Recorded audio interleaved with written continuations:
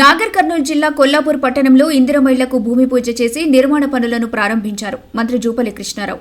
6వ, 10వ, 5వ వార్డుల్లో ఇందిరమ్మ ఇండ్ల లబ్ధిదారుల దగ్గరకు వెళ్లి ఇండ్లకు భూమి పూజ చేశారు. వార్డుల్లో కలియ తిరుగుతూ ప్రజా సమస్యలు తెలుసుకున్నారు. ఈ సందర్భంగా ఆయన మాట్లాడుతూ అర్హులైన లబ్ధిదారులను గుర్తించాలని, కేవలం నిరుపేదలకు మాత్రమే గుర్తించాలని, ఇందిరమ్మ ఇళ్ల లబ్ధిదారుల ఎంపికలో అవకతవకలకు, అవినీతికి పాల్పడితే కఠిన చర్యలుంటాయని, ఎంతటి వారైనా ఉపేక్షించేది లేదని హెచ్చరించారు. గత ప్రభుత్వం 10 ఏళ్లలో డబుల్ బెడ్రూమ్ ఇండ్లు నిర్మించలేకపోయిందని విమర్శించారు.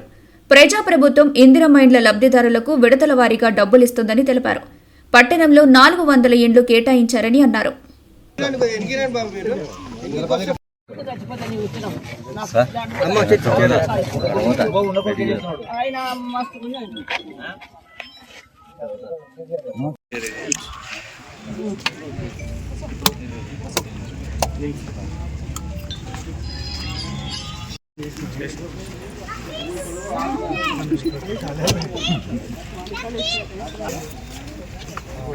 ఎకరా 5 లక్షలు మాట్లాడుకుని నీవు నాకు 25 కోట్లు ఎంత కమ్ముకోండి 70 కోట్లు కమ్ముకున్నారు కదా అడ్డం పడి ఆపిన ఇప్పుడు కేసు నడిపిస్తున్నారు దాన్ని 3 నెలలు అయిపోతుంది.